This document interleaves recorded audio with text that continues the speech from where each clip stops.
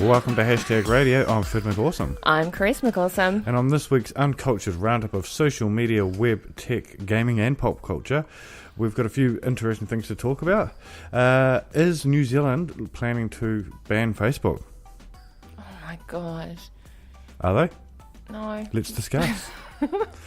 Lenovo and HP both released some interesting PCs, both very different from each other. Netflix gaming is going to be at E3. Yeah, that's weird. The two powerhouses of gaming, Sony and Microsoft, have reached a partnership. Okay. Yeah, let's discuss. And we have some pop culture stuff with some big news around the X-Men franchise. Ooh. Yeah. I know nothing about X-Men. I know, I've left this one intentionally. It's like a little treat for me. Yeah, I've intentionally left this one off the list because I know that X-Men's one of your favourite franchises. It is. So...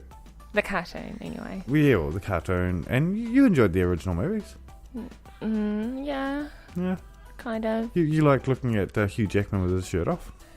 Yeah, okay. Yeah. Yeah, so we've got all that coming up in the show. Make sure you stick around.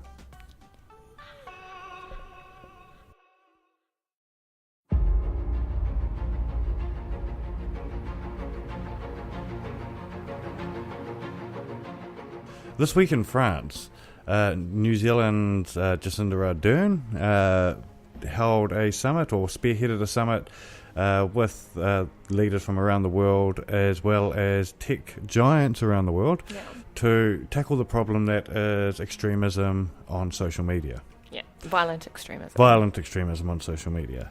Now, this has erupted into an online sort of accusations with people within our own country of New Zealand. Yeah. And around the world, accusing New Zealand of wanting to ban Facebook, and this is all actually due to misreporting on... Misrepresentation of headlining. They did clickbait. Yeah, very much clickbaity headlines. Traditional media did clickbaity headlines around a summit that was calling to end extremist violence online, and instead said... New Zealand was looking to ban Facebook. Yeah, correct. Like, one of the headlines I actually read was, in brackets, like a quote, I will ban Facebook, Jacinda Ardern. Right? Exactly. And that was an actual headline I read. And traditional media companies wonder why people don't trust them. Yeah. And being online and Facebook groups and stuff like that over the last week, a lot of people... it's just straight up going, fuck Jacinda, how dare she want to ban Facebook, blah, blah, blah, blah, blah, all that, right? So and it stupid. Just comes down to dumb fuckery. Yeah. Where people have seen a headline and gone, oh my god, Jacinda's trying to ban Facebook. Yeah. Look, and they haven't actually read the article that goes along with it. Look, I don't think anybody's actually surprised that the majority of the public have... fallen and promoted stupid fake news. Sad. Yeah. But that's actually not what the Christchurch call to action was about. I was just about to say, so that this is what's been going around people that don't know how to read an article. So what I want to do is, as we said at the start of the show, let's answer the question: is New Zealand going to ban Facebook? And the answer is... No. Okay. No, they're not going to ban Facebook. They don't want to ban Facebook.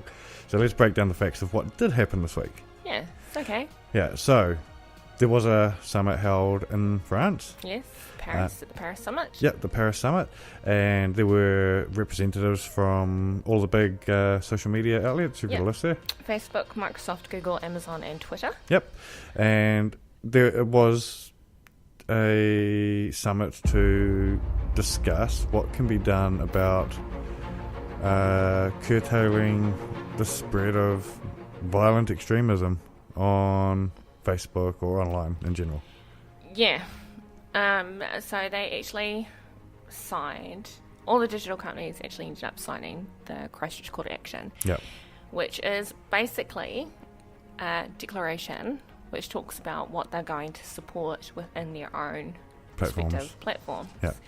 Then there was another part which was countries who would help either support this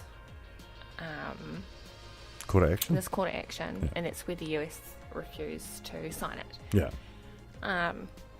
And so there were actually 5 individual actions in the call to action.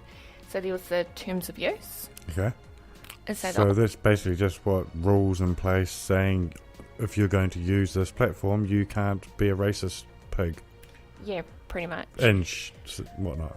The other one is user reporting of terrorist and violent extremist content. Yep. So this is around making or enabling more methods for users to report other users. Yeah. So I don't know if anybody's ever actually gone through the process of having to report a cunt on Facebook or Twitter. Oh, yes, I have. But it can be quite, I don't know. It's okay, so lip service like? Yeah, either that or it's not very transparent. Yeah. I think the most transparent I have seen has been Twitter. Twitter can take anywhere between half an hour to 24 hours before you know that they've done something. Yeah, Facebook. But once they've done something, you get a notification saying, thanks for your report. Or first you get the thanks for your report, we're looking into this. Yeah. Then you get the result message to you. This person has been banned, or we've looked into this and this person has done nothing wrong. Yeah. So the fourth one, is it? Yep. Is enhancing technology. So this is their whole thing that they're going to invest in technology that can detect extremism? Yeah, terrorist and violent. Yeah. And when we say terrorist here, this is violent extremist content online. Yes, and this is anybody of any race, of any social background, any political background. Yeah. That is just... Yeah, so this is like the ISIS videos that are still going around. But I was going to say this is ISIS, this is white supremacists, this is even left-wing or left-wing violent people. Yeah, so they're actually looking into the digital fingerprints. Yep. Like they're starting to get very CSI. Yeah. And looking at AI-based technology, which we all know has flaws, but at least it's something. Yep. Oh no, that was the third. So the fourth one is live streaming. Mm-hmm. And so this is identifying and creating appropriate checks on live streaming, which is aimed at reducing the risk of extremist live content going out. Because you don't know. Yeah. No one's going to know what somebody's going to put up Yep. on a live stream. And so it's more around like vetting measures. Yeah. All that, and moderation of certain live stream events. So if something starts going viral, starts getting shared, Let's have a look, probably see what should be checked. Yeah. And then the fifth one is transparency in reports. Now this is quite an important one. So all of them are going to commit to publishing on a regular basis transparency reports about the detection and removal of terrorist or violent extremist content online, because we don't actually know how much gets found, how much gets what gets found, done about it, how much gets polled, if anything, versus how many people, like even stuff like how many times does this shit get reported and nothing's done, or is anything done? You know, it's that kind of stuff. So these the summit itself was the detection, these digital companies and these countries are all going to share and collaborate in creating technology. Yeah. So this is their technology development. They're looking at crisis protocols, which is your crisis management, which I find ironic, considering I had a conversation about crisis management this week. Yes. In regards to clients, so I thought it was funny. Education, so they're going to look at working with industry and government and educational institutions, so universities and schools and stuff like that, to help and educate the public about terrorist and extremist violent content online. Yeah. And they're going to all commit to working to attack the root cause of extremism and hate online. That's a big ask. Yeah, it's a huge ask. Like, I don't expect any of these things to work well over the next year. Yeah, this is going to be a long process to get this right. But there's a steps in the right direction. 100% they are. So I'm constantly amused at these comments, which do tend to be from right wing. So I did see. Okay, when it came to the we're going to get rid of Facebook lies that came out today. Oh yeah, but it's general. That's general public. Yeah, I was going to say that was going to fall for that shit. Yeah. But the ones that are attacking the actual Christchurch call to action do tend to be right wing. Yeah. And I think, like a lot of pussies, it's really about they're scared that they won't be able to spread their hate online. So that's why I find quite it's funny that the only country that has not signed on to this, or the only big country that hasn't signed on to this, is America. Yeah. It's the United States of America, whose leader is very much followed and supported by extremist right-wing people that do traditionally have a large base, including white supremacists or... Look, there's hate in all forms. Hate is hate. Yeah, hate is hate. And regardless of the colour, it all looks the same. Yep. But it's also not needed. Yeah. Like, we're better than that. But the point I was trying to make now was the current leadership in America, who has not signed on to this agreement, does have a very vocal white supremacist following. Yeah. And that's why I find it funny that, like, is there a connection? I'm asking the question here. Is there a connection between the fact that the current leader over there, who has decided not to sign on to this anti-extremism measure in social media, has a very vocal supporter base that would be considered extremist violence? Extremists. Yeah. Well, they are extremists. I think the fact that they're like, no, don't sign it, just...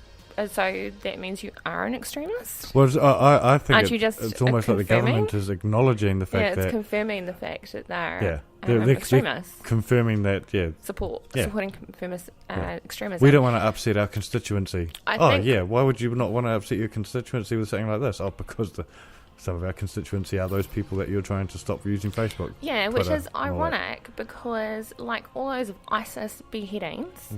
Right, these are the very same groups that were like they shouldn't be showing. Yeah, shouldn't be. How did this get shown on Facebook? YouTube should it was YouTube back then. Yeah, and YouTube, Twitter.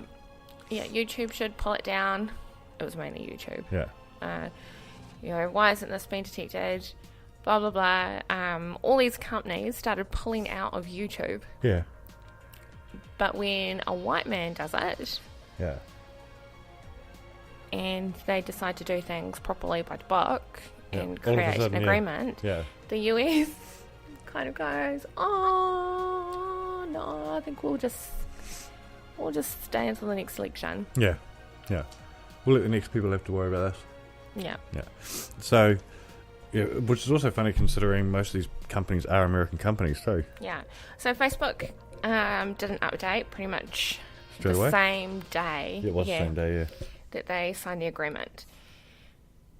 And it's kind of... They've got their changes rolling out to Facebook Live, correct? Yeah. Yeah. So the two changes that they're making... this is their immediate changes, right? Yeah. One of them's gone out, which is the Live Now change. Yeah. Okay, and what they've actually done is they've updated their policy to include a one-strike policy. Yeah. And so this is basically if you blow our terms of agreement in regards to abusing our live and using it for spread hate. Yeah, to spread hate or extremist content. Out. Gone. Except it's not actually gone. So what I read was that they're going to have various different sort of punishments in place. The first one being a 30-day ban. Yeah, it's a time restriction. Yep. And a time restriction starts at 30 days and goes up depending on the severity. Yeah. Then what they also do at the same time is those accounts are then prevented from creating ads to be able to spread that. The next change Facebook actually announced on the day of that they started implementing is they're actually working with a couple of universities. One of them is actually Berkeley University, and they are looking at manipulated media. Okay, explain that. I didn't actually read this part. So this is stuff like deep fakes. Do you know what that is? Yes. So this is... it's when all forms of media, so images, video, audio, and they've all been manipulated to depict events that never happened. Yeah. And so what Facebook are doing with Berkeley and this other university is working on algorithms and AI to detect deepfakes? Yeah, deepfakes, manipulated media for political or extremist gains. Yeah. So that's what was... That's going to be an interesting one to follow. Yeah.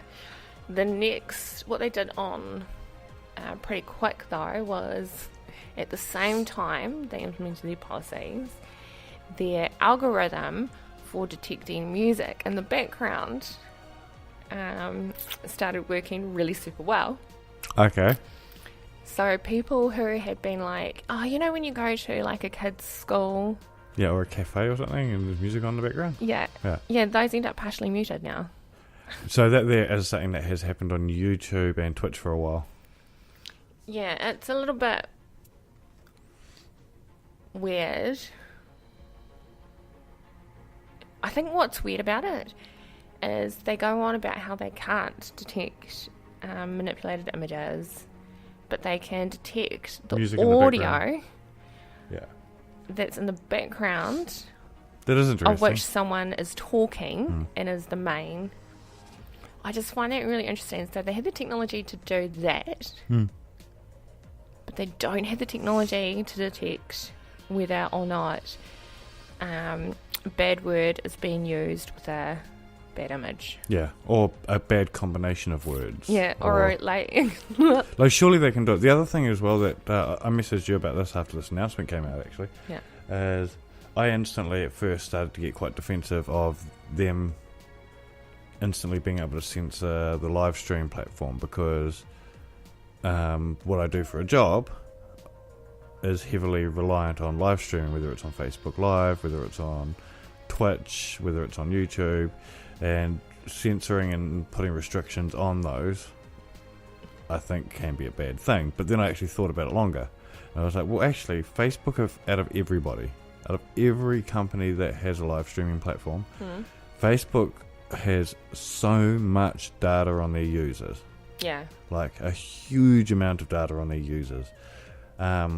They should not only be able to predict that this person shouldn't have Facebook Live because of what they say, but surely they'd be able to have an AI that will be able to calculate when somebody is at risk of being a terrorist or being an extremist, a dangerous extremist, purely out of what they share, their Facebook chats. They've got access to what I do on my phone. So I think the problem with all that, right? Yeah, I think the problem with I think that's the greatest fear. It's very Minority Report. Yeah, and I think that's the greatest fear of most people who are into privacy. Yeah, is using your digital footprint or fingerprint to dictate whether or not you're going to be a risk, or whether you're going to commit a crime in the future.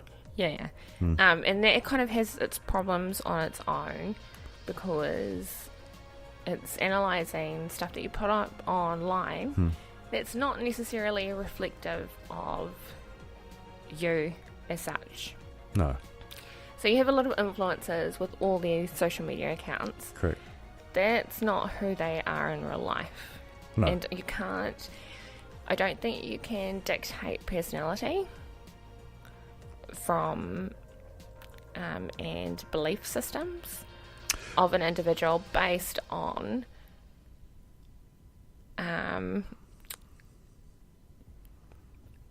Twitter, YouTube, Facebook. No, but not just Instagram. That. But, when there are so many variables that affect. Oh, there totally is. There totally is. But when you have a look at, say, let's have a look at the guy that committed the horrendous crime in New Zealand, right? Yeah. So he was active in racist Facebook groups. Yeah. So I think this. I hadn't finished. Yeah.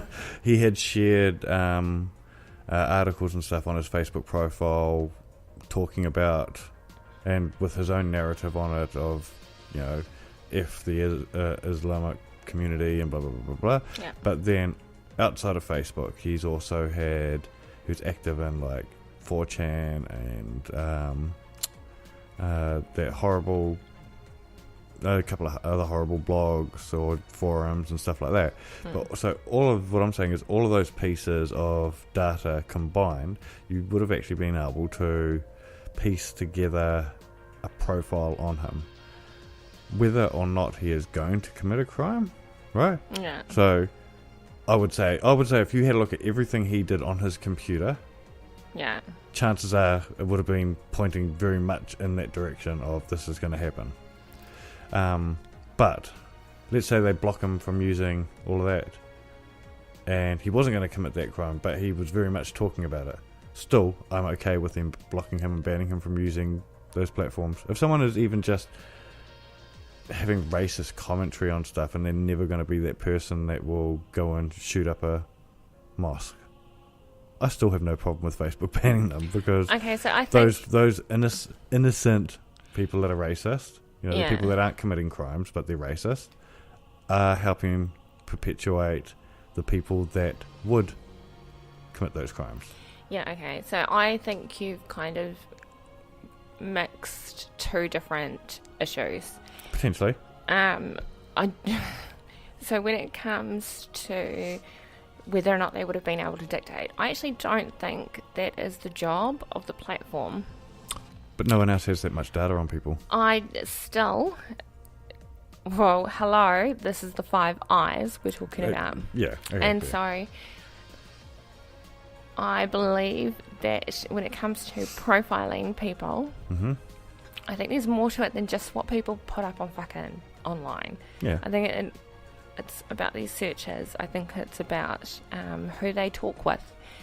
I think it's I agree. This is exactly their what jobs. I'm saying. Yeah, their jobs and their salary and all that information, and that becomes the responsibility not of a platform, but of the police. Correct. I agree, but the police just don't have those resources. Really? Who said? Because we are a part of a 5 eyes, of which is we have a dedicated. Yeah, but one of those eyes doesn't want to be involved. The GCSB in New Zealand is a dedicated cyber agency, which is committed to being the fucking so-called firewall for New Zealand, which obviously fucking failed.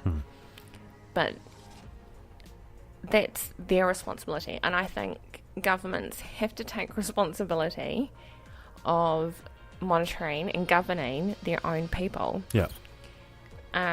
It's not the platform's job to create potential profiles, even though that's actually what they do for advertising. So yeah, they do have that ability, but for criminal stuff, that's.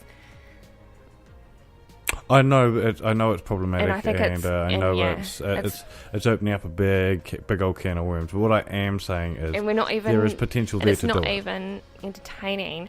It's not so much that there's potential; there already is being done. But as we know, they weren't focused on white supremacy. No, they were focused on brown faces coming out from the Middle East. They were focused on people who weren't white. And that was the failure. So is that the platform's failure, or is that our government's spy agency? It's definitely the spy agencies. Where the platform failed, and I think this is where we get back to the call of action, was that they said they don't have that kind of technology to detect and keep up with the amount of people sharing it. Yet they have the AI technology for other things. For anything that's going to financially benefit them. Yeah. And as we know, racism and those hatred, there's a lot of money to be made in those platforms. By signing to this, they're actually going to lose a shit ton of money because a lot of it is if they're based choosing, on okay, so if they're signing on to this and they're actually going to commit to it, and even though they may lose money out of it, I think kudos to them. Good on them. I'm stoked. But it's all yet to be seen. An agreement like this isn't something that's legally binding. It's just we're coming together and we're going to start discussing this. Yeah, it's a commitment. Yeah. And it is actually up to every country who signed it, except for the US, who have no commitments, to work with those platforms to make online safer. There was actually a really interesting study I read last week, and it was in regards to how people view stuff online. And you see all the videos that go out and where the people are getting beaten up, old people being tormented. And these videos fucking go viral. Just people doing evil shit to other evil people. And then you find out that the cops actually haven't done anything. And so the study I read was how a cop was actually frustrated because he said that if it was done on the streets or in front of them, they would be compelled, right, to arrest that person. But on digital, they don't have that jurisdiction. They can't see a video and then go, I'm going to go arrest that person now. Yeah, correct. They actually have to wait for a complaint to be sucks, lodged. Yeah. Like you see people getting beaten up at train stations. Yeah. Police... They can't do anything about it. Yeah, until they've received a complaint. But yet, if they were there, the expectation is that they would arrest them. Yeah, but you would think that if somebody's taken a video and posted it on Facebook and that gets brought to their attention, that they would be able to use that as evidence. Yeah, so I think with the Christchurch call to action, I think it missed a really good opportunity to implement a regulation in regards to law changes? Recognising that we now have digital streets. And empowering, I guess, your local police or whatever to be able to see a video that comes through and go, well, we don't actually have to wait for a complaint because we can see a crime has been committed. Let's go find this person, arrest them, rather than our current process. And with the Christchurch call to action, while it is definitely a great commitment by governments and these platforms, I think governments also have to take a little bit more responsibility in regulating or creating regulations that empower digital safety, because no one has that. We hear about all the time, and like with my grandmother who constantly gets scammed by these romance scams, of all these US soldiers who apparently fall in love with her. Those are legitimate scams. Yes. But go to the police.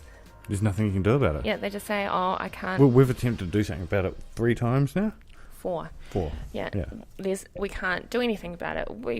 We've gone to the point where we can actually track the fucking person. Yeah. We've got evidence. Yeah. Paperwork and everything. We can't do anything. Yeah. Is it because they're useless? Probably not. It's actually because I think a lot of it's their hands are tied by old laws that just aren't written to enable them to do anything about crime committed using digital memes. So while I'm like all for the Christchurch call to action, I think it's a great step. I think the public and governments are missing out on the true root cause. Not the true root cause, but one of the solutions. One of many. It's not the all, but one of many solutions, which is to empower policing in the digital streets, which is now our world. Yeah. Next. Well, I was just about to say, I'd love to hear the input or anything that anyone else thinks of this. You can flick us a tweet at #RadioNZ, or you've got me and Crease's own personal Twitter, at Crease McAwesome or at Fid McAwesome, and we'd love to hear what you guys think about the changes, the promises, and all that come out of this last week when it comes to all this. But yeah, what's up next is 2 new pieces of technology.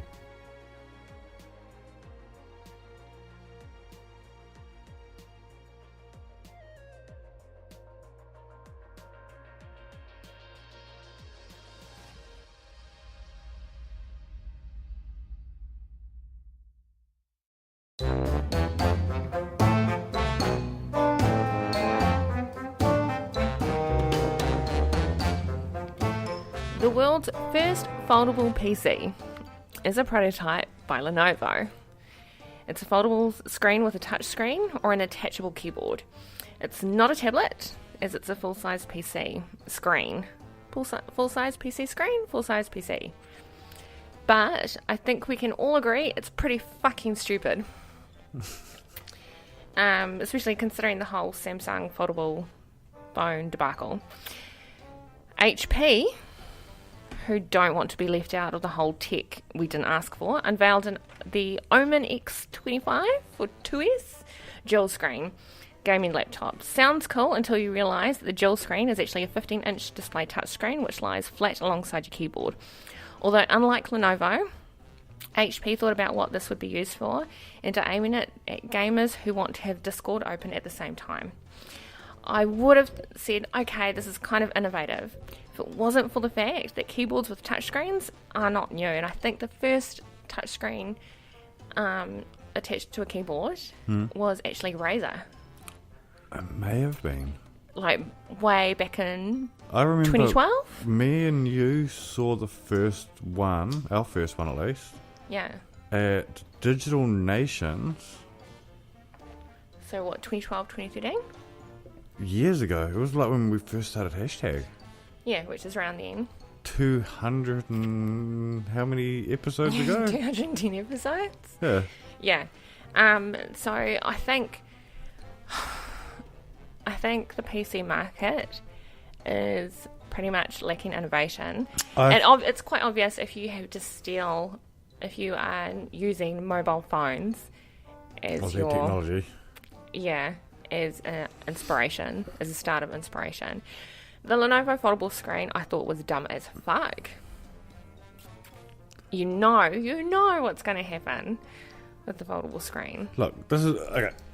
I'm not going to talk shit about the... Yeah, play devil's advocate. Yeah. No. This is what I'm going to say. I want to play devil's advocate on this.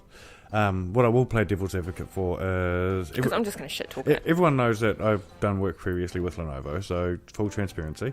I do honestly think Lenovo as a company is ridiculously innovative. Mm-hmm. There. That foldable PC screen, though. Yeah, so let me get to that. Before we get to that. So... I don't want to bolster a company's ego. No, what I will say, they have done amazing things. They've had the tablet with the projector built in, the Yoga Tab 3. Yeah. Amazing. Didn't they pull that out of their next lineup of tablets? No, still there. Okay. Yeah. But that was such a good product that it lasted 3 years before they ended it and replaced it with a new one. Yeah. They've got the Yoga Book, which is the drawing tablet built into a laptop with the thing. That was pretty cool. Yeah. And this year they've actually replaced it with the e-ink version, so you can change the keyboards into different layouts and stuff like that. Just makes more sense. Okay. But what I will say about the foldable screen laptop, so essentially it's the same as a foldable phone, right? But instead of PC size, laptop size. It's PC. I think all foldable screens are stupid. Yeah. All of them. Thank you. But you're supposed to be defending Lenovo. No. What I'm saying is I'm not shit-talking Lenovo. I'm shit-talking foldable screens in general. Like whether it's a computer/tablet or whether it's a phone/tablet. Yeah, I still think... I don't think the technology's there yet, and I still don't see a reason for it. Like the foldable phone, it's tech we did not ask for. Yeah, agreed. We did not need. Exactly. It's a gimmick. Yeah. Their whole reason as to why people would want it is because of portability, but we have laptops. That are portable. Yeah. Like, that's the whole purpose of a laptop. Yeah. Is being portable. And if you need something more portable, there's if you need to smaller attach, laptops or tablets. Yeah. Yeah, if you need to attach a keyboard to your foldable screen PC, you've just made a laptop. Yeah. Well, look, if you're really after a really portable laptop, Lenovo already has a solution for that. And it's lots of companies have great solutions. But I'm just talking about Lenovo in general because that's their product we're talking about. Their yoga book, it's already small enough, like it fits in your handbag. Yeah, HP's is actually fucking stylish. Oh, that's the HP... Oh, I can't remember. But that black and gold? Yeah, it's beautiful. And they've got a leather version of it out too. Yeah. Like their leather is hot. Yeah, it's a good looking like come to mama type shit. Yeah. But again... We're not I'm not rubbing one off for Lenovo or HP. These products suck ass. Okay, so the HP thing, I think it's an interesting one. I just did want to correct you. You said it was a 15-inch display, touchscreen display. It is. No, it's the screen of the computer. The main screen's 15 inches. The other one's smaller. The touchscreen by the laptop's smaller. It's about the same size as like a cell phone. Oh, yeah, it is too. Yeah. I think it's an interesting idea, but like I said, it's not one we need, it's not one we wanted, or not one we asked for. I think the annoying thing about it is, like, to bring it out as, we're being innovative, when it's think not really an innovation. Majority of people know about the Razer keyboard that came out years ago. That came out fucking years ago with the screen. Yeah. I find it a little bit insulting that they go, we've come up with this really cool idea. We're going to put a flat screen. Yeah. That's flush with the keyboard. Yeah. And we're going to call it dual screen. Yeah. And it's not a dual screen. It's not. It just allows you so that you can open up apps on your fucking tablet. Yeah. On your laptop, which you could fucking do anyway. Yeah. Without having a dual screen. Yeah. I don't know who it was. I think it might have been HP. Explain it. Who actually had the two. No, that was Razer as well. Razer had the two. Have the actual dual screen. So they have a concept PC that hasn't been released to market. It got stolen from E3 a couple of years ago. Yeah. After they showed it. They've got a laptop I don't know where that went. That has two extra screens that fold out from it. So it's actually a triple screen laptop. Yeah. Yeah, there you go. I think from a gaming perspective, something like Razer's. The keyboard we were just talking about is the Deathstalker Ultimate by Razer. Okay. Yeah, it's one we were talking about. It's been out for years. Yeah, and their one wasn't in front. No, it's to the side. Yeah, so what I was going to say was their one, HP's one, is actually on, I guess you'd say, on top of the keyboard. Yeah. Above the keyboard. It's above the keyboard. Yeah. It's closer to the main screen. Yeah. And then you have the keyboard. The Razer one was to the side. Yeah. And you could open apps. I remember opening up Twitter. Yeah. When I was trialing. Yeah, that's why I was pretty sure it was the Razer one. Because I think I did some tweets. Yeah. From the Razer keyboard. Even I found that fucking dumb, but I'm not a gamer. Yeah. So it might be handy having your Discord open on an app. This is the thing, right? While you're playing a game. It might be cool for streamers who are on the go, maybe? I'm just trying to think. Devil's advocate here.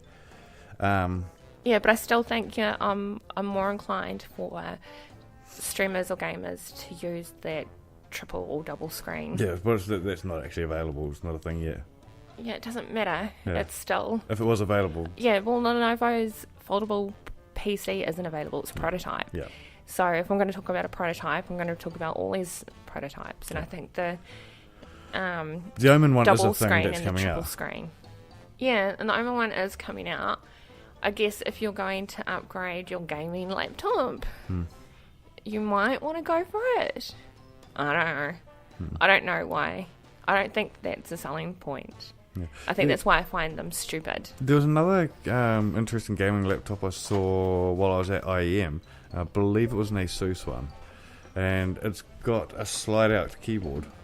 So you open the laptop as usual, and the entire keyboard slides forward towards you about an inch. Okay. And it exposes these huge fans, which I can see a good use for that, because those laptops get fucking hot. But as it comes out, the front of the keyboard tilts down slightly. Oh yeah, I get that. Gimmick, not necessary, but I can see the use of that over a little screen. Yeah, I can also see that over the use of a fucking foldable PC. Yes, correct. And I think both of them are a sign of the lack of innovation in the laptop and PC market. Okay, so I think both cell phones and laptops, we've actually got to a point with those products where we don't need more innovation. I disagree. The reason laptops haven't got more interesting... You always need more innovation. Yeah, but I think the reason laptops haven't got more interesting is because we don't need them to get more interesting now. We just need them to tweak performance. We need them to be faster. We need them to run cooler.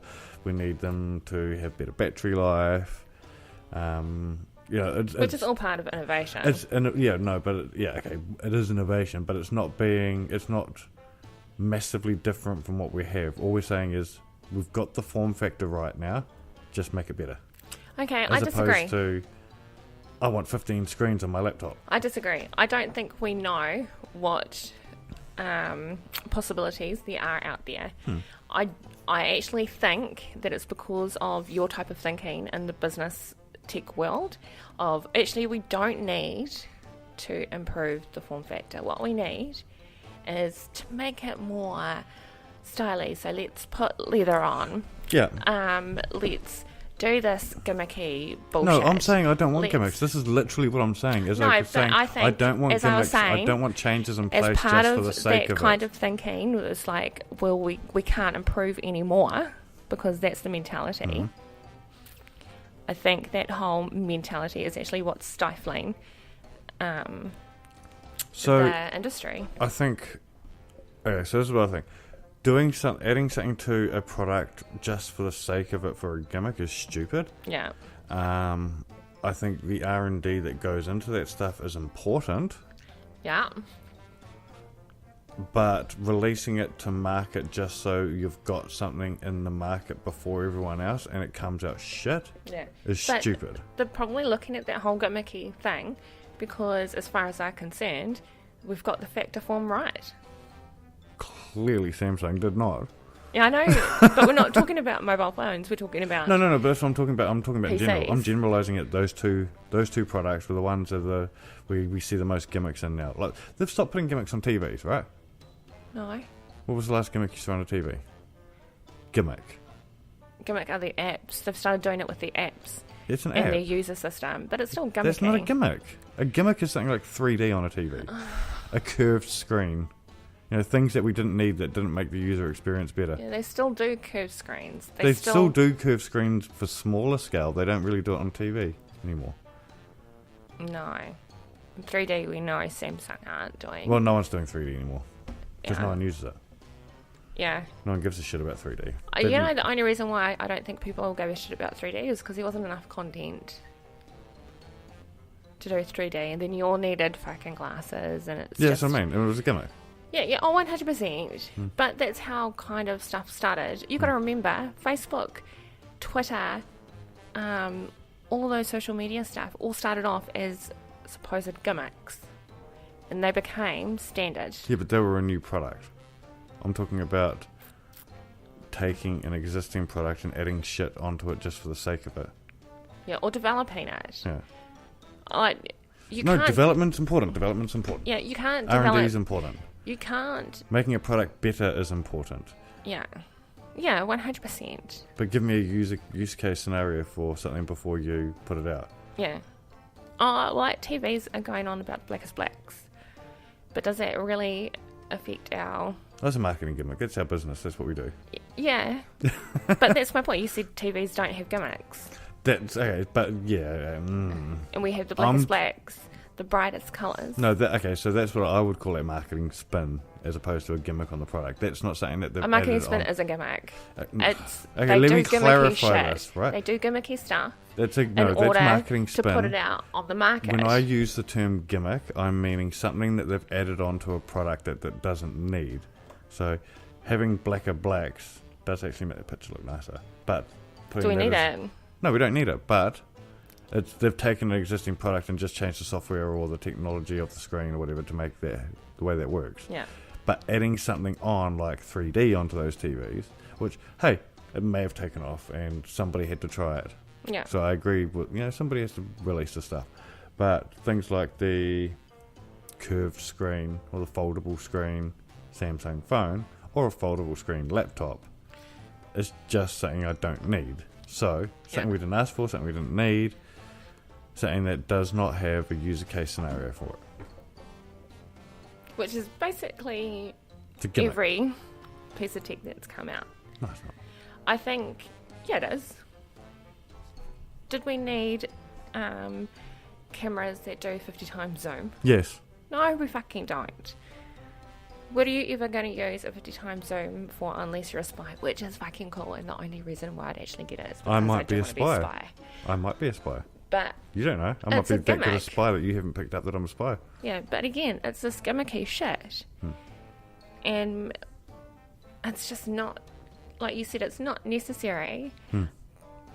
But I do think that we kind of need the gimmicks in order to get to the point that we need to get to. I do not think that we've reached the pinnacle of our phones are perfect. What we should look at is performance. I don't believe that we've reached the pinnacle of our laptops or our PCs.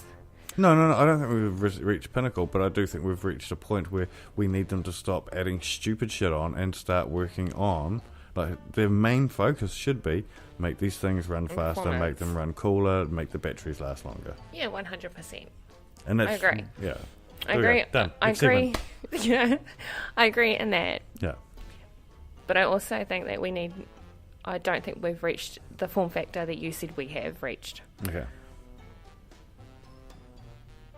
Let us know what you think. Yeah, but for real, let us know what you think.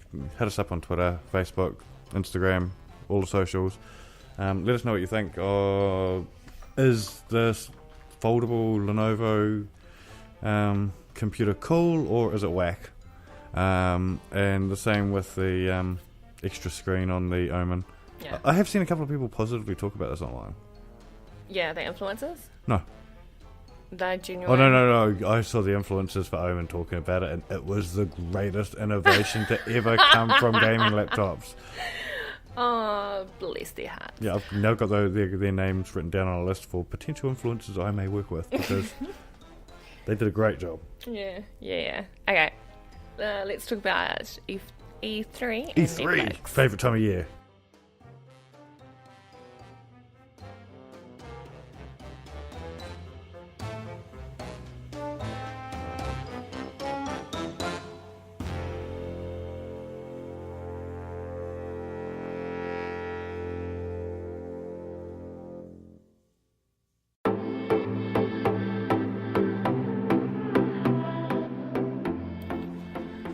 Netflix had an open convo with E3 this week to announce its plans of a panel and upcoming games. Using the talents of Vid and I, let me bring this conversation to life for you. I'll just play it Are we going to do a reenactment? Yeah, and I'm just going to play it for them now.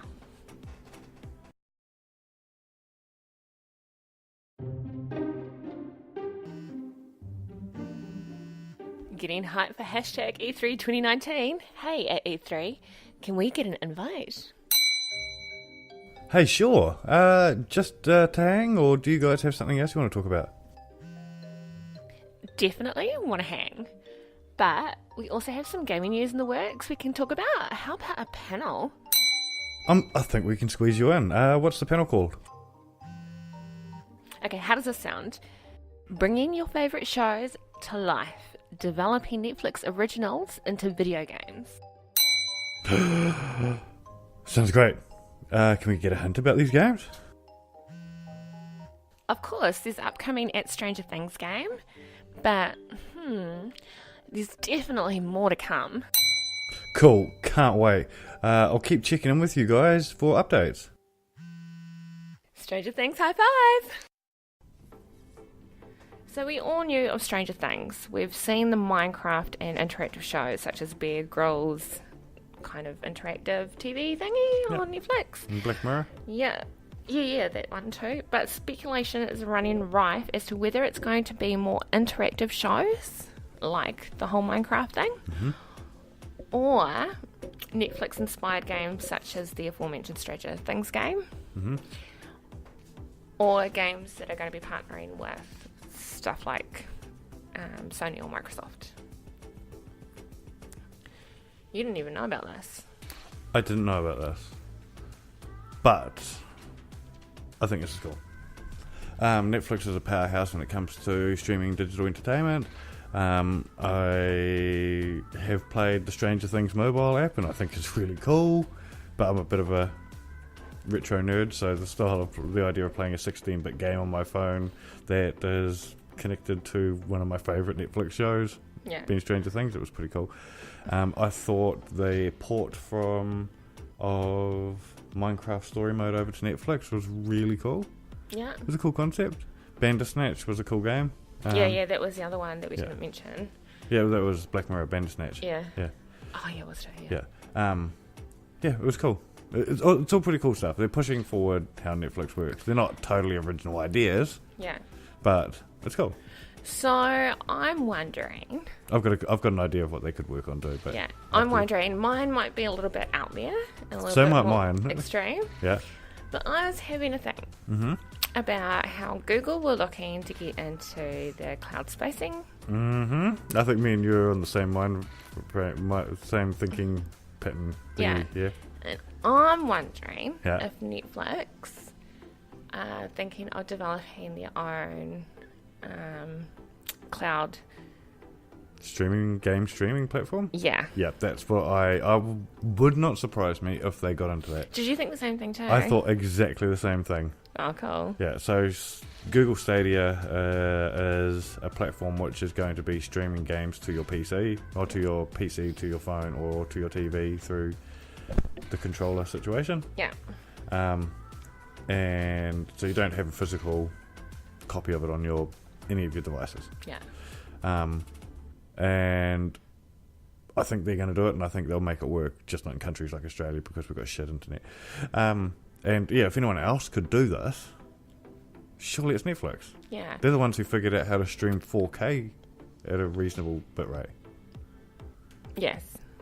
Which kind of brings me to our next topic. Yes. Which is the Sony and Microsoft partnership. Yes. Which they've announced ahead of E3. This one's an interesting one. So, I did want to read a wee bit on this. Sony and Microsoft partnering up in order to explore AI and cloud gaming. Sony will help Microsoft explore the use of Microsoft's Azure data centers. And it's going to be a way to better support cloud gaming for both communities. This means exploring the potential of creating platforms for content creators, and in return, Sony will be getting a hand with the physical aspects of the technology that is the use of AI and semiconductors. No, that's what the announcement is. Yeah, no. When you said hand, Sony's going to get a hand, and I was like, oh, is this PC? Yeah. But this is exciting. So this is the two biggest console companies in the world. The two big Goliaths who are ripe for disruption. They are very ripe for disruption, and I think they saw that disruption at GDC, which was Google were like, hey, we're going to disrupt you. And they were like, fuck. Hey. And Sony would have been like, okay, so the enemy of my enemy is my friend. So the enemy of my Google is my friend. Yeah. So they've gone, hey, guys, you know how we've made a shit ton of money out of gaming over the last few years? I don't want to share any with those guys. Yeah. You don't want to share any with those guys. How about we get together? Yeah, I do think it would be cool if Netflix are also going to enter that cloud... That space? Gaming space. Mm-hmm. Like, I think it's highly unlikely, but it would be cool if they decided to join that market along with Google. Yeah. And it ends up resulting in Microsoft and Sony coming into this partnership that allows cross-platform play. Yeah. But that's the thing, they haven't said that it's going to allow cross-platform. They haven't actually announced anything, any product that's going to come out of it. Yeah. Oh, well, yeah, because they're looking at cloud gaming, which in theory... Xbox is already working on it. Yeah, which in theory, and for all we know, Sony could be as well. Yeah. Well, they've already got it. Yeah, which in theory does actually would actually allow the two communities to play online without any disruption. Correct. So just for a bit of context here of where Microsoft and Sony currently sit in the cloud gaming space. Yeah. Sony released their cloud gaming platform, I think around about 3 years ago. It's called PlayStation Now. Yeah. It's available in the UK and it's available in the States. It's not a great platform. They haven't got an amazing library of games, but they've got that thing there. Yeah. Last year, Microsoft announced xCloud. Yeah. And they actually literally just made an announcement like a month ago saying that it's literally in the last phase of testing before they're going to be able to announce whether it's going to be released and how it will be available for users. Yeah. So both of those companies already have their own existing platforms and technologies. I think what they're going to do is come together to work out how to use Microsoft Azure's AI and cloud service, which is huge, to benefit each other's platforms and make both of them better. Yeah. When it comes to the Azure side of it. And then you've got Microsoft who's going to be benefiting from the semiconductors and stuff like that. Yeah, I'm about to shit talk Xbox. So apologies to my friends at Xbox. It's not personal. Well, we've got friends on both sides of that wall, Chris. Yeah, I know, but it's Xbox. I'm going to rip to shreds. Okay. Xbox. Don't worry, Xbox. If I think she's wrong, I'm going to jump in to your defense. Yeah, they have focused a lot of their activities on really stupid shit. Like what? Xbox Glass. Oh, that was years ago. Yeah, but that's my point. Yeah. I think their focus, because Xbox does belong to Microsoft, and as we all know, Microsoft is a pretty boring company. They're very... You say they're a boring company, but I have heard you talk erotically about Excel. Yeah, I know. Yeah, okay, so I do the whole Excel porn thing. Yeah. You know, those There's nothing like a sexy macro to just get a girl going. Yeah. No. Talk to me about those drop downs. And I think their focus has been a lot on trying to outdo PlayStation, because PlayStation is actually they're winning the war at the moment. Oh, they've been winning the war for fucking years. Well, in this current generation, they've definitely been winning the war. Yeah, they're the number one console, and they have been the number one console and for by miles fucking as well. Years. Yeah, for every one Xbox, there's 3 something like PlayStations. That. It's something crazy. I haven't seen the latest numbers, but it is something crazy like that. Yeah, like it's really insane. And Xbox, I think, have been too focused on beating their competition rather than doing good by their consumer base. Okay. PlayStation has always been focused on their consumer base, Mm-hmm. which is why they've been so successful. Mm-hmm. Like they've had some fuck ups too, but nothing in terms of development where you get Xbox come out with their shit, then they come out with an Xbox Lite or an Xbox. Yeah, but every console does that. Yeah, I know. And So it's, you release a product, and they come out with... in like 2 years' time when sales are starting to drop, you release a slim version of it. Yeah. Then you release a... As I was going to say, Xbox develop apps that they don't even end up supporting themselves after a year. If it doesn't get picked up in like the first 3 or 4 months. PlayStation does the same thing. Sony does exactly the same thing. There was a Sony chat, a PlayStation chat app for a long time, and that ended up getting dropped. They just stopped using it. And then there's the PlayStation app, which has been dropped and refixed and rejigged and changed. And they had Smart Glass, then they had Smart Glass for Xbox One, and now they've just got the Xbox so now app. we're talking about Xbox. Yeah, but no, I'm talking about both of them have both done the same thing. So they've released apps, they haven't worked, they've redeveloped them, they've released new ones. I don't see a problem with it. I think what you're shit talking them for isn't worth shit talking them for. Oh, what's 100% shit talking them for the sake of shit talking them? Okay, sweet. So we can establish that. Yeah. Yeah. But I think that's an indication. Yeah. I think their whole development into those areas is an indication of their kind of arrogance into it's only us two. It's a monopoly. It's a duopoly. Duopoly, sorry. Yeah. There's only the two of us. Yeah. And Xbox have always known for this kind of arrogance. It's what gives it the Xbox attitude. Yeah. yeah. And it's Xbox users can be a bit arrogant as well. yeah, but that's the attitude that comes along with the Xbox. And then you've got the PC players that are all on Windows. They're even more arrogant. Yeah, like PC Master Race. Oh, yeah, I can't even deal. But then you've got PlayStation, which is more family orientated, and that's their kind of attitude. And so PlayStation tends to focus a lot more on their consumer base, I find. Like, yeah, they've had some real fuck ups, like the PS portable thing. PSP. Yeah, PSP, and what did they release after that? The next PSP. Can't remember what it was called. Yeah, I can't remember the name of it. The smaller one. Yeah, is it even still going? Nah, they literally just stopped in the last year, I think it was. They stopped supporting that. Yeah, but that was having a go trying to get the Nintendo market. Yeah, because Nintendo just dominates the handheld market. Yeah. So, like, there was an aim, I guess, for that in comparison to Xbox with their developments, or lack of developments, always seems a little bit, I don't know, behind. And then they try and come out with the whole, we're ahead, but you're not really. Yeah, but so when they did try and be ahead, the Xbox One could have been a more technologically advanced PC console. Yeah.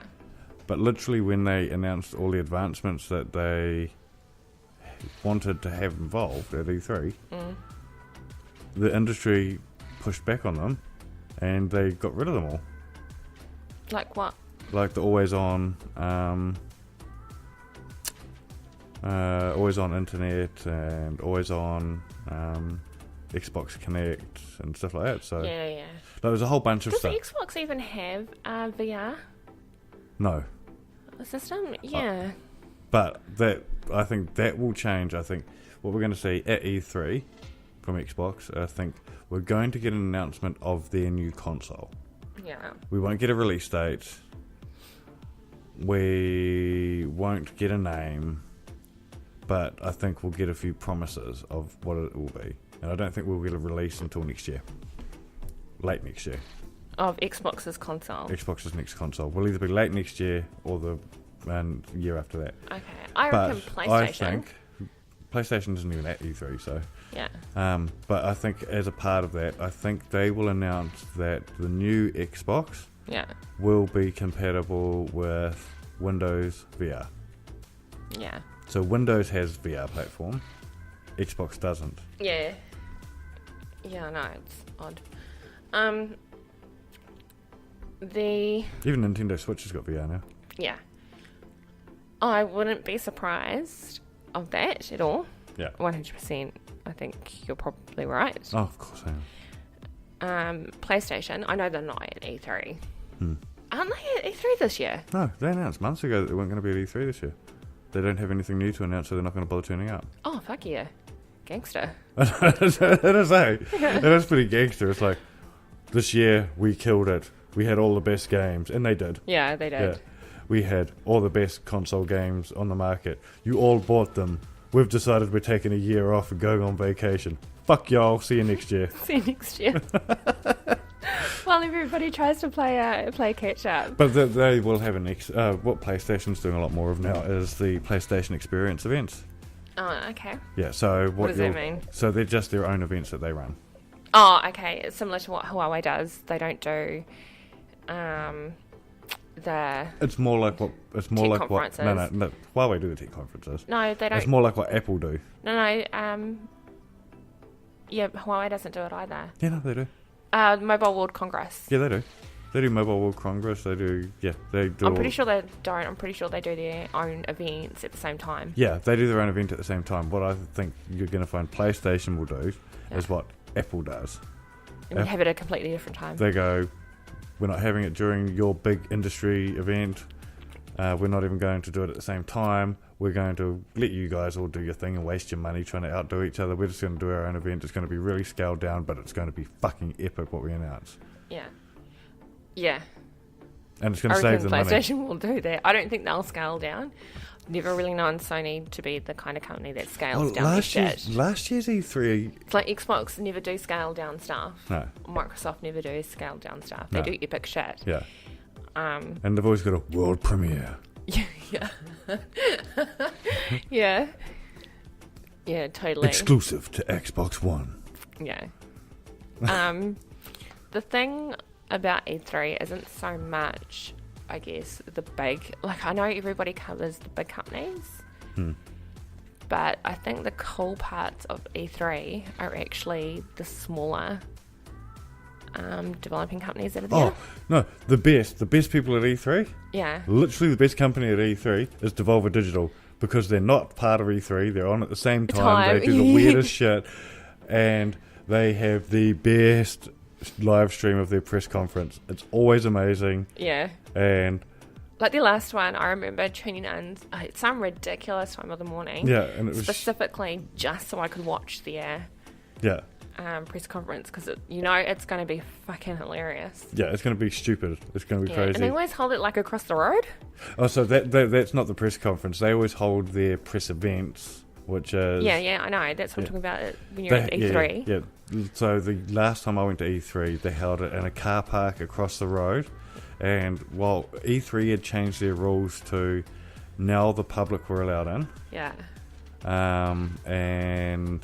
Which kind of pissed off a lot of people. Yeah, you weren't allowed to serve booze or anything like that there anymore. Oh, which is kind of the point of E3, was it not? Yeah, right.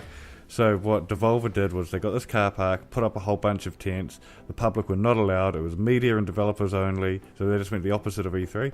And they were giving away beer and food. Yeah. It was amazing. And it's, beer, food, and dildos. Yeah. And the dildos went out pretty quick, although I'm not really surprised because... E3's in LA? Yeah. Yeah. Yeah, I'm not surprised that they... Yeah, well, I remember when I messaged you, oh my god, they're giving away beer, food and dildos. You were like, well, get us one. One? No, one each. But they were all gone. Yeah. But what was funny is we ended up becoming mates with the developer of Genital Justing, what the free dildos they were giving away was promoting, and he didn't even know that they'd done that. Oh, that's funny. Like a year later, when I told him about, I went to E3 when they announced your game and blah, blah, blah, blah, and they were giving away free dildos, and he was like, I didn't even know they did that. That's amazing. Yeah. Yeah, so I think that's the part of E3, if you're actually going. Yeah. To the event, because it's still open to the public. Yeah. Yeah. I think it's those. Don't bother going for those popular games that everybody's gonna fucking have a go at. I don't think you'll actually apart from, I guess, saying you got to play it first, you aren't even. You're not even the first ones to play it. No. It's your indie developers, your smaller. To see the cool shit that they're doing. Developers, those I guess are the best stalls. They're the best. They're not the best stalls. They're the best games. Yeah. The best stalls are the AAA games because they just go all out because they're trying to get your attention. Yeah, but it's going to be filled up to the brim. Well, yeah, the with thing is, fucking it's so huge-ass hard lines. to get in and play. Like even as media, Yeah. if you haven't registered with your local PR people to play that game at a set time during E3, you're not going to play it. Like No. I didn't pre-register for Xbox or Nintendo. Okay. I pre-registered to go to the Xbox press conference, but didn't pre-register to play any of the games at E3. Yeah. Nintendo, I didn't get to play any of the Nintendo games when I was at E3. Xbox, only reason I got to is because I hustled my way into an after-hours event at the Xbox booth. Oh, yeah. Okay. Yeah, no, but I'm just saying that's how hard it is to get into play the games, the AAA games. Oh, you're saying if it's hard for you as a media person, It's going to be harder hard for the public. Yeah. Yeah, so if you are going to E3, Expect to stand in lines for a long time. yeah, so I would highly recommend going for those indie games. Like AAA are always, they've got the money. You know you're going to buy that game regardless. Yeah. And if you want to have a go, I'd seriously wait until it comes out in your local, I don't know, store and give it a fucking smash there. Yeah. Or even wait for the smaller game expos like PAX and stuff like that to come to your area. Yeah. Yeah. And go and play it at that. And play it at that where it's going to be less people. But those developer. And you're not fighting against the media to get in as well. Yeah, but the media will always get preference over the public. Yeah.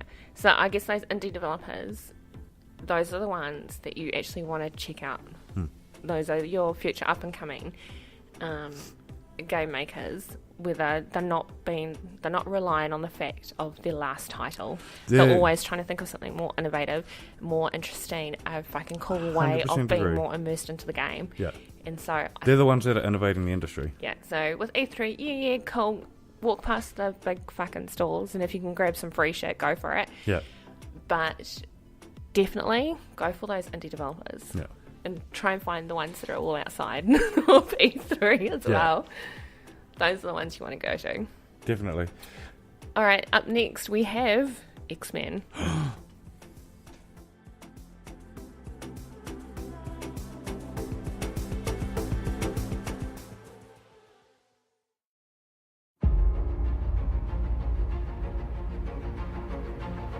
All right, so as I teased earlier in the show, I've got some X-Men news I wanted to bring up. You don't know anything about this yet. No. Right, so X-Men... I'm pretty disillusioned with the whole X-Men franchise. So you're talking the movies or the comics? The movies. Okay. The comics and the car shows, I remain a true fan of. The movies is what has disillusioned me. All right, so this isn't about the movies. Okay. So we already know Disney's now got control of those movies back, and they've cancelled all the projects for the movies. Yeah.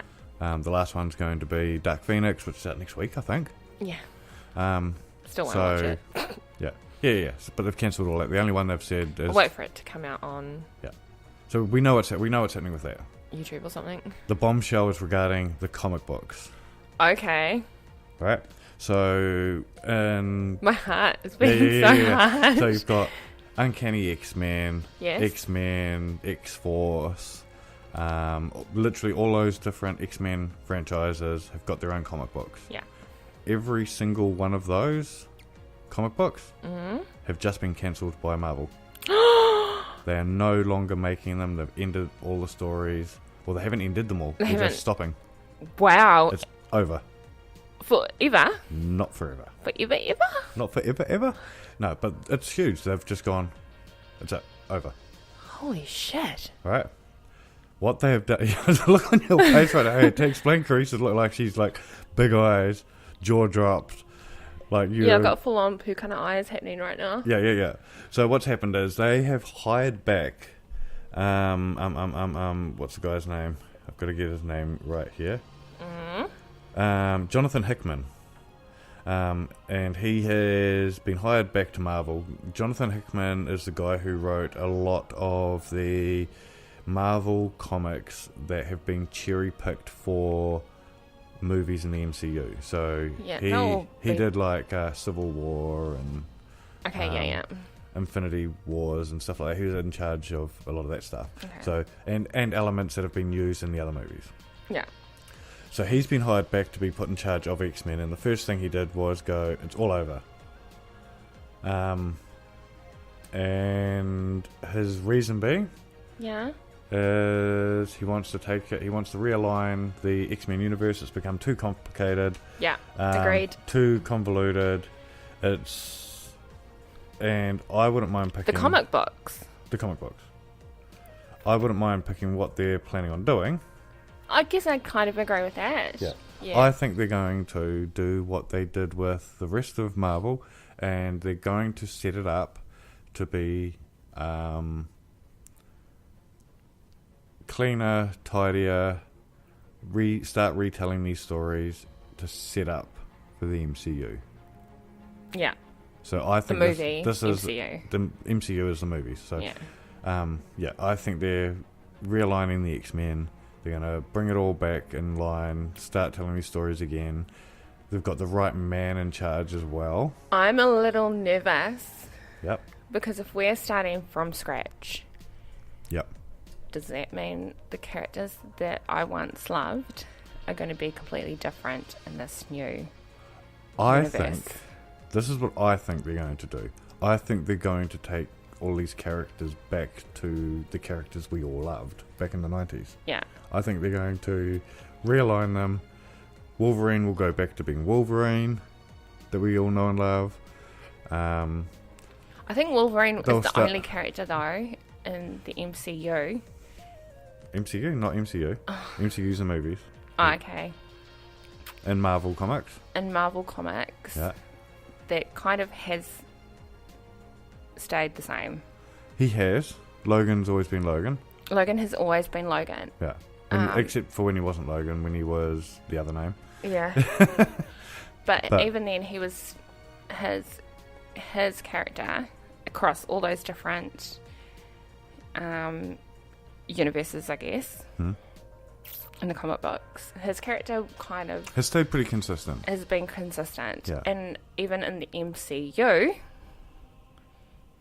his character has been... Well, that's not the MCU. In the Fox Marvel universe, it's been pretty consistent. Yeah. The timeline's been fucked. Yeah, 100%. That fucked me right off. And the Wolverine standalone movie was shit. Yeah, it was. Rest in peace, OG movie, Deadpool. Yeah. The only one I liked Deadpool's been consistent. The only one I liked in the MCU was actually Logan, the movie. What about okay, still not MCU. You need to separate those movies from MCU because they're not MCU. The fucking X-Men movies. Yeah. So you liked Logan and Deadpool. Oh, Deadpool, yeah, because Deadpool can fuck up whatever he wants. Yeah. He's Deadpool. Yeah. I'm not talking about Deadpool, I'm talking about Wolverine. Yeah. And out of all the movies that Wolverine has starred in, the only one I liked was Logan. Yeah. Logan was brilliant. Yeah. Logan was a brilliant story. I loved that movie. Yeah. It was sad, tragic. It reminded me of the comic. Yeah, definitely. The comics, even though it wasn't exactly like... It was gritty. The comics, it had that grittiness and those undertones and themes of human emotion, basic human emotion. Yeah. And struggle. Yeah. And I think... And that's kind of always what X-Men, I guess, has been like, except these people the X-Men characters get to deal with all these struggles with superhuman powers. And that's what I liked about X-Men. Yeah. The comic books and the cartoon. Yes.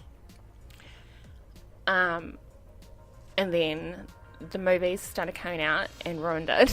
Well, see, for me.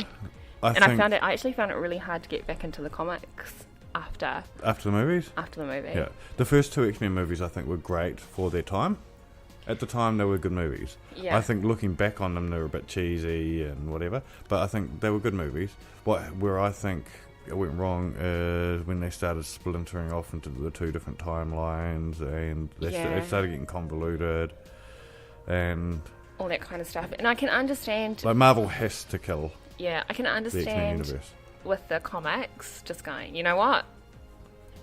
End it. We're ending it because it gets confusing. And it does get confusing. Yeah. I remember I was actually following one universe, bought the next 3 comics that I was due to read, and I'd actually picked up the wrong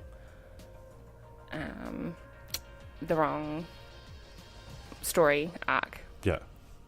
And I went confused as to what was going on? Yeah, I went from I think it was I can't remember where I was in the story that I was in, which I can't even remember now which one it was. Yeah, what saga it was? Yeah, which saga. That's it, which saga it was.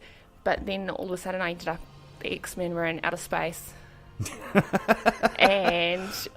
it was like that being a Spider-Man fan back in the late 90s as well. Yeah. Because there was like Fantastic Spider-Man and Superior Spider-Man and all these different Spider-Man stories. And like having to go back to that comic book shop and go, I've actually picked up the wrong ones. Can I get the other 3? Surely the guy behind the counter went, completely understood. Yeah. But then having to go through, because I couldn't remember which saga I was reading. Yeah. And then... Honestly, this is why I buy the big books. Yeah. Yeah. After it's already been through its print run. Yeah, okay. You buy the hardcover version, which has all the comic books all in one. Yeah, but then I couldn't afford the hardcover versions. Yeah. We had our 3 kids. I had 3, our 2. Yeah. And they were babies, and it was all about the nappies. Yeah. But it was... So I couldn't afford to spend $80, which it was back then for a hardcover. Yeah. I could only afford the fucking $8 for the comic. Yeah. And so having to go back and go, actually I've picked up the wrong ones. Yeah. Yeah, and then the movies came out and I just got shitty. Yeah. So I am quite excited, but I'm also dubious that I'm nervous that they're going to change the characters that I love.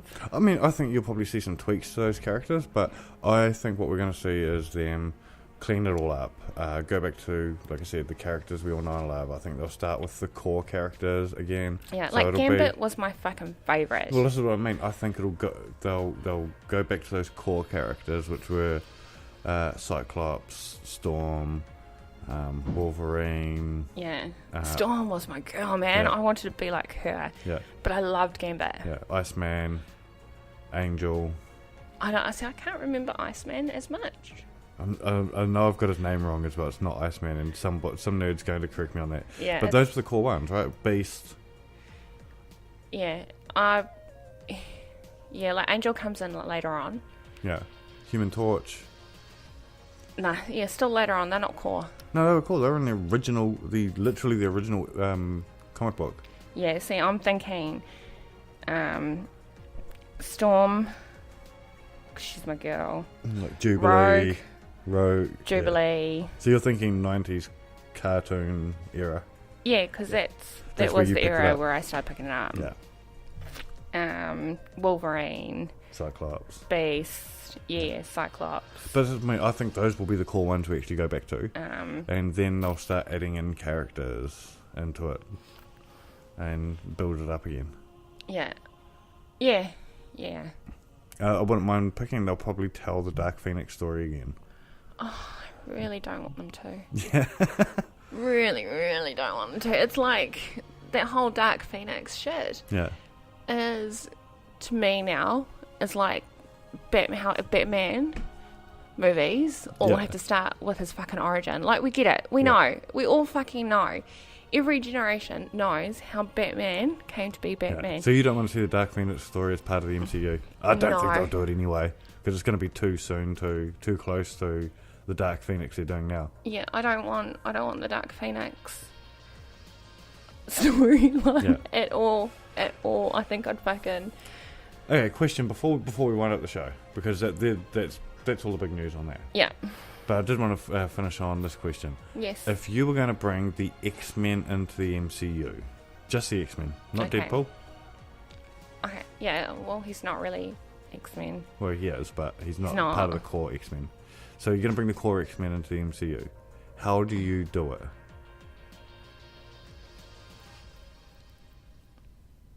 Silence while Carice thinks. Yeah. Have you put much thought into this?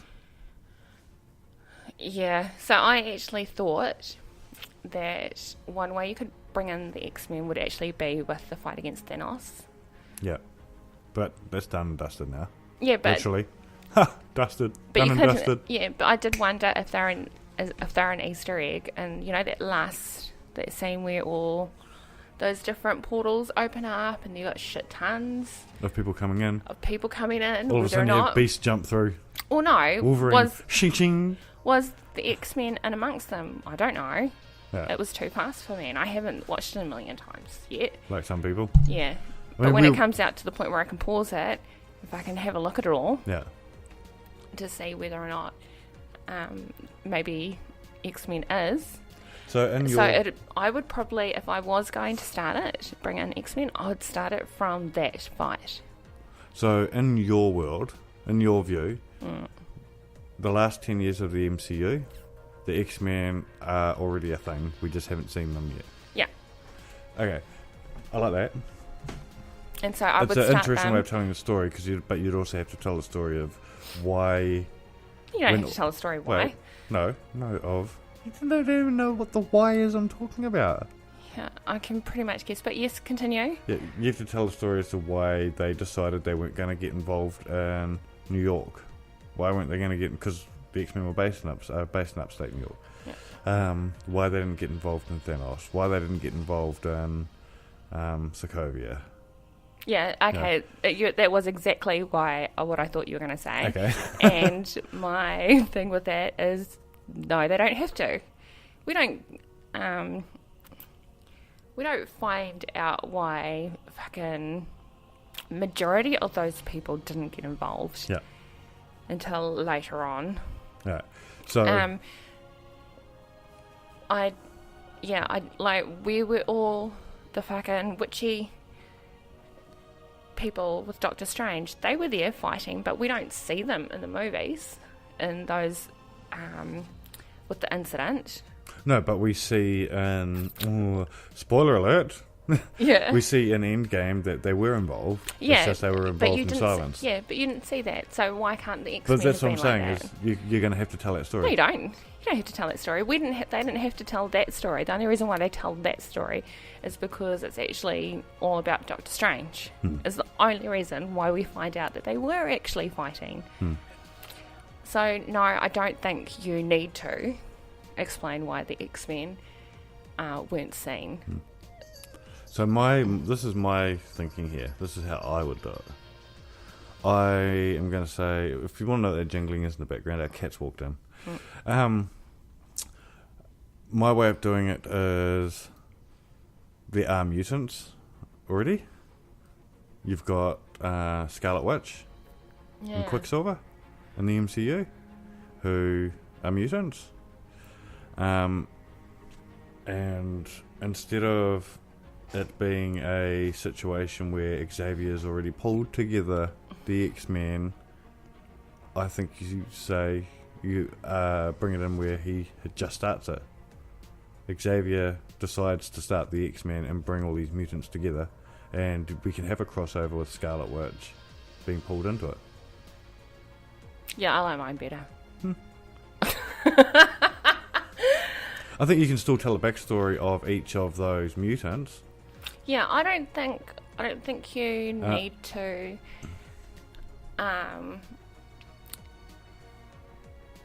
I think eventually you tell a new Wolverine story too. Like he gets his own movie again, but you do it right. I don't know. Do we really want to focus on Wolverine? Yes, we do. No, Wolverine's amazing. Let's do one on Gambit. Oh yeah, I want a Gambit movie. See, Gambit, I'm gutted that Gambit's been cancelled, but I'd love to see a Gambit movie. Yeah, like the character of Gambit really appealed to me. Is it because he was a smooth-talking Cajun? Maybe. It was hot. Yeah. No, but he was good and he was bad, and he wasn't either. Like, he was a good guy, but he's a good guy with questionable morals. Yeah, with questionable ethics. Yeah. But he wasn't a bad guy. Yeah. A bad guy. Like, he was a bad guy. He's a little bit sleazy, but also a little bit charming. Yeah, but then when he becomes a bad guy, or he starts off as a bad guy, yeah, he's not really a bad guy. No. He's just a hustler. Yeah. Yeah. Like, he's a lovable hustler. Yeah, like, I think out of the X-Men characters, which were all very, I'm good, true, and honest. Yeah. Wolverine, who, like, I like Wolverine. Yeah. But he himself was like, I am ultimately a good guy. Yeah. I've got some skeletons. I've had a rough. Yeah, I've had it rough, but I fight for what is right. Is ultimately what he is. I think another movie that's interesting to tell is Rogues. Yeah, so I think, like, you could, I think we can get timey-wimey. I wouldn't use Scarlet Witch. I'd actually use Captain America. But he's not a mutant. Well, no, Captain America is in World War II. Correct. So was Logan. Correct. And so I think you can have flashbacks. That's if you tell that version of Logan. Or you can do Vietnam Logan. Yeah. Well, yeah, you could. Or you could do Desert Storm Logan. Yeah, but my point being is, if you're going to get timey-wimey, I think those were probably the two characters that you dealt with. But I don't like the idea of then using the Thanos thing as the instigator of bringing all these mutants together. And the only reason why I'm not a big fan of that, I guess, is because Xavier and why has my memory gone? Magneto. Yeah. They have a really strong storyline. Around super strong, super interesting. Yeah, around World War II. Yeah. To have it start off now, there's not that many World War II. No, so that's what I mean. Left. So I think you'd tell the story from a Desert Storm point of view or something like that. Yeah, I just don't think it's going to come across. Or even Afghanistan. See, I wouldn't, because Captain America started off the World War II thing, and that's how you get the whole growth of his character. Yeah. With Xavier and Magneto, what they go through is what forms. Or do you do the characters? Yeah. Do you do it so that they are well established as you would do it? Yeah. But you do it so that. Yep, the World War II situation for Xavier and Magneto. And you could have it so that for some reason they bump into Captain America just to make it fun. Yeah. But when it gets up to after the X-Men are formed, they do that in the 90s. And yeah. I mean, you did it with we did it with Captain Marvel. Why can't we do it with the X-Men? Yeah. Have it so it's based in the 90s. So, I prefer that whole starting in the 90s and then having that evolution so that when you get to that Thanos point, it's going to be all new characters. Yeah, but when it gets to that Thanos point in time, you could also say, hey, we're also fighting our own shit at the moment, or whatever it is they're doing. Yeah, like, cool, Iron Man been around for fucking 10 years. But who was saving everybody before that? Then I think when you get to that bill of superheroes and mutants, I think you can add the whole and mutants into it seamlessly back into those original movies and kind of have it work. We've got some interesting theories here. Yeah, we could talk about this for ages. Yeah. We really should end the show. Okay, we should. We don't have time for me to talk about Sonic the Hedgehog movie? No, fuck, you don't, no. Alright, hey, let us know what you think of everything we talked about tonight on this week's episode. Anything from the Facebook live restrictions, these new PCs we talked about. What do you think Netflix are going to be doing at E3? What do you think of the Sony-Microsoft partnership? And this whole X-Men thing. Yeah, let us know what you think. You can tweet us at #RadioNZ on Twitter, or you can get both Carice and I on Twitter as well. I'm at Fid McAwesome. I'm at Carice McAwesome. And thanks for tuning in. Make sure you share the show. Let us know if you've listened. Give it a like and give us a rating, whether it's on iTunes or any of the platforms that you've picked us up on. And that's us for this week. Ka kite.